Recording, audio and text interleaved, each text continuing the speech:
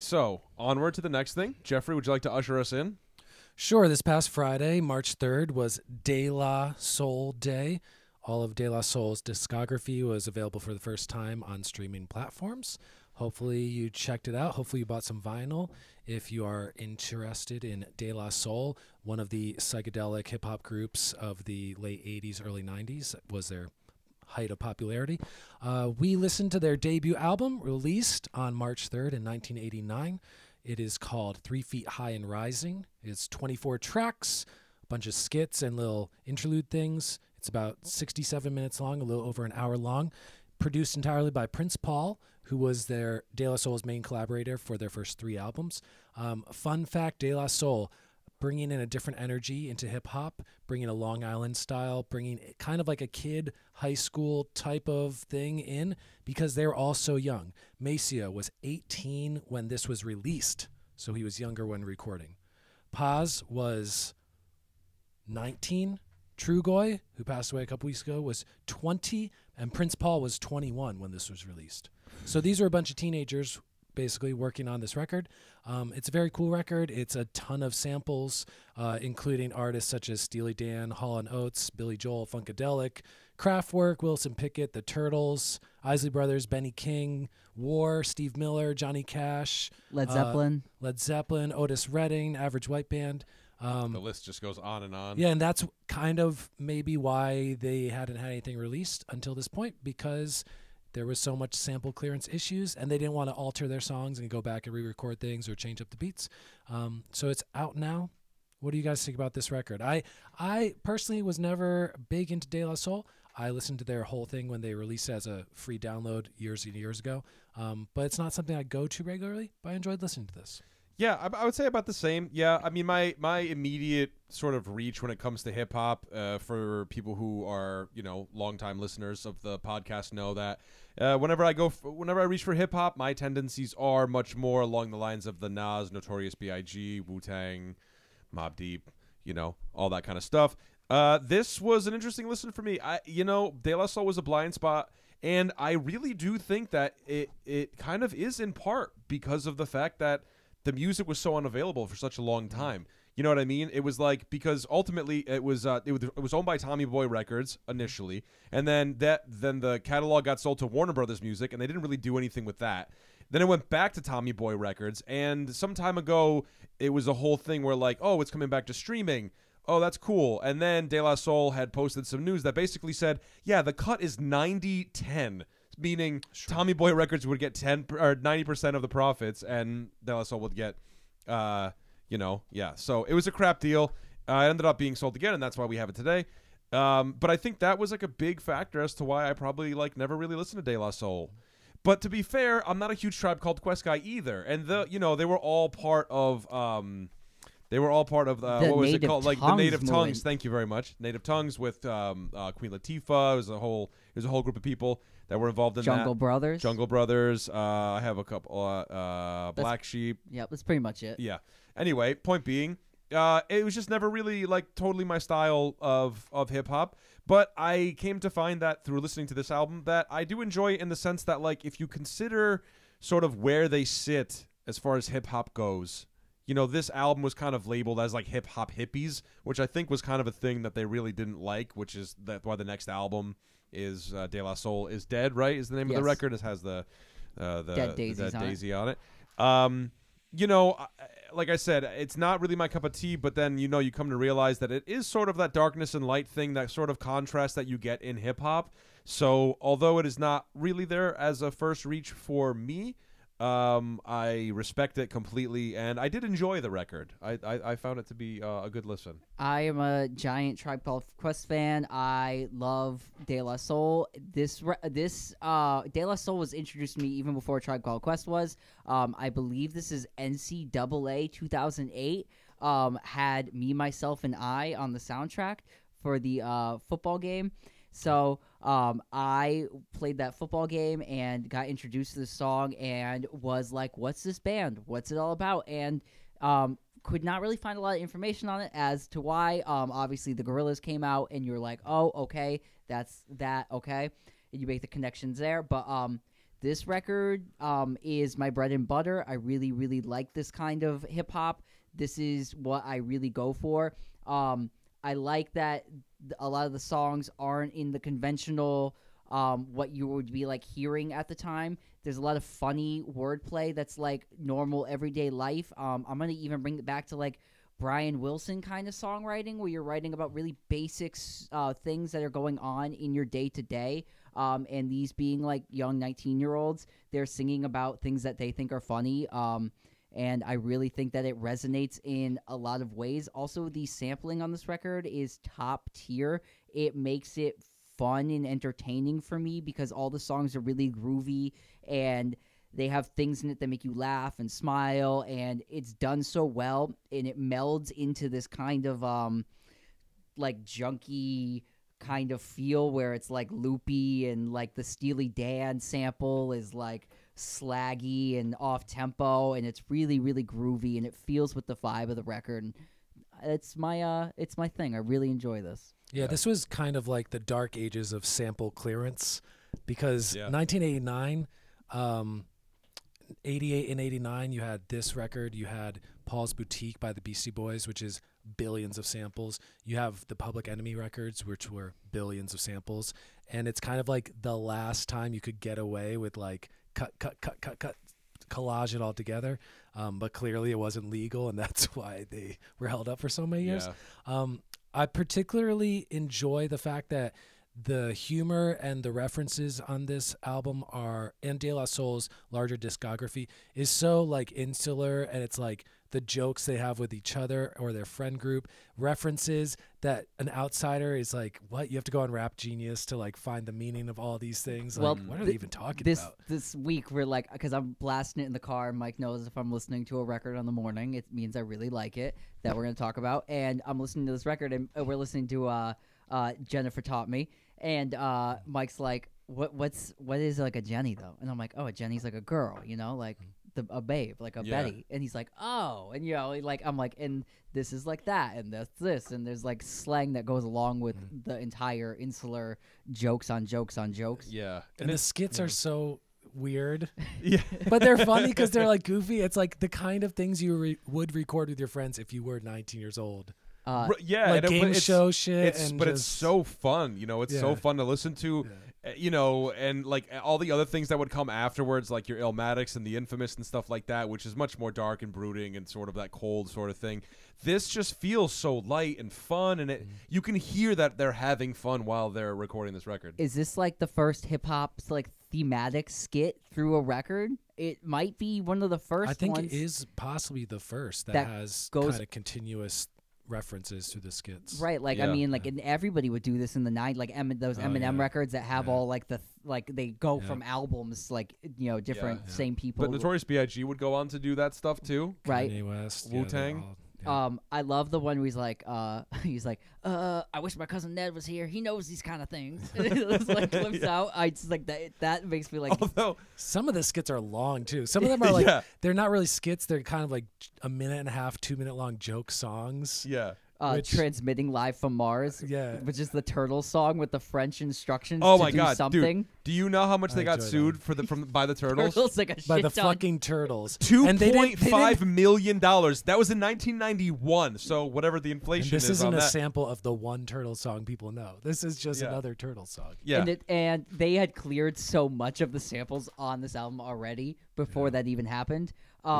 Speaking of like sampling rights and stuff, did you guys notice on this re-release on streaming that Otis Redding is credited as a featured artist on I Know for that whistle, even though the whole track is essentially the Steely Dan song Peg, which is insane to me. That whistle is forever. That's on the whole thing. Yeah. Whistle. It's really good. The whistle makes the whole song, but it's not the whole song. Right. You know, the whole song is Peg by Steely Right. Dan, which is it's just that blew my mind on this re-release. Very funny. I also like we've been talking about how it's light and fun. It's light and fun, but there are some serious subject matter songs on this. A couple of my favorites actually on this record are a little bit more serious. Ghetto Thing. This is a recording for Living in a Full-Time Era. Even like Potholes in My Lawn, Change and Speak. Like they're kind of, there's references to life in the inner city and the hard times people have growing up, and prostitution and drug addiction and things like that, that were just realities of their life and experience. And it's kind of like there's lightness in the songs. They don't get like dark heavy on these songs, but they are being real about these subjects. Yes, I think that you stated that really well. Like even some of like the backing tracks in those tunes are like kind of, even like on Ghetto Thing is like, it's a bit more like upbeat, but they're like speaking about like serious things. I think Flowers in or Potholes in My Lawn is a really great song that does that, because it's more subtle and has even some more like personal meanings as it does outer meanings of like, my property, my things, but it also has the personal sentiment as well as like my life, my person, who I am, my De La Soul, if you will. So I think it does that line really well if you're listening for it. Like it's all that, and there's a lot of introspective things going on, self-actuation, that kind of thing in this album too, and the messages are strong in there. I mean, like the Jungle Brothers are in the posse, and they are, very much in that, and so is Tribe Called Quest. But it fits in that whole thing. I also think out of like the first Tribe Called Quest record too, like the production on this, like the beats are much better, the rapping is much more there, even compared to like the first couple of Jungle Brothers stuff where it's not so much like rapping. I think this has like the flavor of it, like full force, right out of the box. Yeah, some of the song highlights I love too. The Magic Number, of course. It's the one. And again, that's the one for you, huh? No. I'm saying, well, I mean, it's the first track, right? It's the first after song. the skit. Yeah. After the skit, yeah. I do love that. I love that track. Yeah. I love so much hi-hat. I love Johnny Cash at the end saying "How high is the water, mama?" Like that's great. That's so cool to just be like, here's a hip hop band or hip hop group putting Johnny Cash in, which is great. And also, they sample Schoolhouse Rock, which is another thing where you're like over John Bonham's famous drum beat. Right. So it's just like it's one of those things where you're like, holy shit, like what is going on here? Plug tune in, I do love that too, where it breaks into chopsticks. That's always fun. Oh. No, that's Jennifer. No, that's Jenny Taught Me. I thought that was the one that broke into chopsticks. Oh, Nope. No, you're Jennifer right, Taught you're Me right. is chopsticks. Yeah. Anyway, so yes, that's what I meant to say. Is that one? My apologies. The cutting on Jenny Taught Me too is some of the like best cutting I've ever heard on record. Is like blows my mind. I love that shit so much. Also, I don't know, is that the same drum break in the verse as Belle Biv DeVoe's Poison? It sounds the same to me. I don't know if it is. Somebody get at me in the comments. Also, we were listening to that song too. That verse deconstructs itself like in samples. It like adds. It has full samples, takes something away, and then takes something away, and then hits the chorus. It's so masterfully produced. Any other favorite songs for you, Mike? A little bit of Soap. I like that one too. The Benny King. I mean, you can't go wrong with that. Oh, that's like a little jokey skit song. Yeah, I dig that. good, though. And then I mean, I know Me, Myself, and I is one of those songs, but I mean, it's a classic tune. You know, you kind of. I'll tell you what, I wasn't a huge fan of, and it's not even really a song. De La Orgy. I was kind of like, okay, I don't really know about this one. I thought you liked Notorious B.I.G. I do. I don't And like then those either. And I then don't it like those skits. leads into Buddy, which is the song about them picking up girls. Yeah. Yes. Yeah, that's the one with Q-Tip and Jungle Brothers. Yeah. Also, Buddy, guys, is like one of the only Native Tongues posse tracks that ever exists. Oh yeah. So that's of note too on this record, because they never. They did in some forms, but they never got together that much with like Jungle Brothers, De La Soul, and Q-Tip. Yeah, my favorites are Jennifer Taught Me. Definitely my favorite song.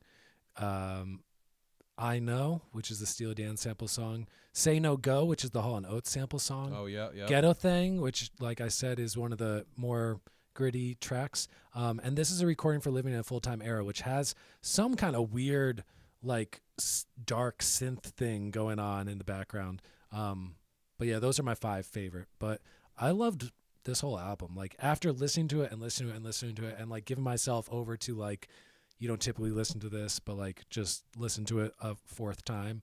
All the skit songs for the most part I even got into, because they are songs with skits over them. They're still like interesting samples and stuff in the background. they aren't just like we're over here making crank phone calls. Like Yeah, they right. were still kind Right. of songs. Yeah, I like that the skits were like moving when they were moving, and then you have the game show skit that really like goes through the whole record. But all the ones you guys shouted out, I mean, I added in my ad libs. I'm a 10 for 10 on this record. This is like my butter on here. So I really like every song in here. I like the whole sound collage of it, the feeling of it, and I get into the whole thing of it. I Yeah. really. There's like not one song in this record where I'm like, I don't like this. I like every song in this record. Yeah. Shout out to one we didn't talk about, Daisy Age, the last song. You know, just it's a Daisy Age. I really like the whole concept of this too. I like how the record is themed as it's the Daisy Age. It's they're bringing flowers. They're filling the potholes in their life in their lawn with flowers. And whatever that means to you, that's what that means to you. But I think it's a really interesting statement, and I think it's very artfully done. And like Jeff said, for such young people to have put this record out in such a stylized, It's so crazy how young they were. yeah, image and Jesus. feel, and it's just so masterfully done. And yeah, like I said, to death, it's a really great record. Yeah. Favorite samples before we go, like the favorite sample on here that like drives you nuts that you can't get enough of, because I thought that was I mean, I like the Benny King, man. the Benny King I think sample. Benny King is it for me. I think that's my favorite one on the whole one. I think it's Tread Water that has like that like 60s organ maybe. It's either that or Potholes My Lawn. I can't remember which of the two has like that pretty organy thing with like kind of horn hits. But also I do like the Hall & Oates thing on Say No Go. Yeah. So good. The Hall & Oates Yeah. is really well done. I'm gonna go to the one I'm just gonna say it's the Otis Redding whistle for me. It's, I know that whistle's so good, isn't it? when Mike pointed it out that to me that was Otis Redding, I was like, oh my god, it's the Otis Redding whistle. Oh, it's so brilliant. Oh, it's Yeah. so good. It's Alex, so loud in the mix. what you got? Can we get ratings from Mike and Jeff? Oh yes. Oof. You want to do the honor? I want you to go. Yeah. Be honest. I mean, yeah. The honorist. I think it's an 8.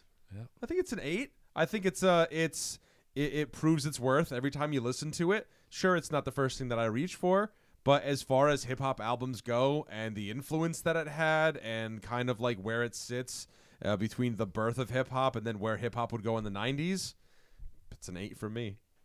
Yeah, I before listening to it a bunch this week, this was like a 7 or an 8.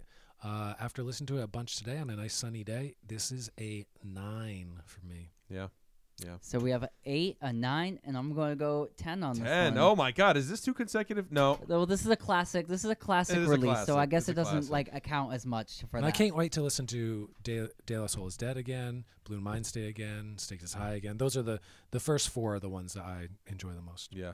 Alex? Yeah, I want to say also this is about a 9 for me. I'm big into Tribe Called Quest, Far Side, Gangstar, like a lot of that style of stuff. And I had never listened to De La Soul prior to you guys talking about it. And I listened to this album front to back probably like 3 times. Yeah. So I was really pleased with it. Yeah. Well, Right there on, you have Alex. it, folks. Make sure to stream it if you can stream it. Make sure to buy it if you have the ability to buy it. Let's get De La Soul. Yeah, leave it back playing up on there. your phone. I just want to also point out that there's a few million streams on Three's The Magic Number, which was released a couple weeks ago. And there's a couple million streams on I Know. So get the whole album up to a couple million streams and make it in the top 10 again, because I think that Yeah. should be that would be a goal that would be really cool to do for De La Soul, and they deserve it. So Yeah, 100%. It would be really cool if, maybe for Music News in like a week or so's time, if we say, we kind of see like what The Weeknd did, where it's like a song is back in the charts, yeah, like, it'd be really cool. yeah, that'd be really cool to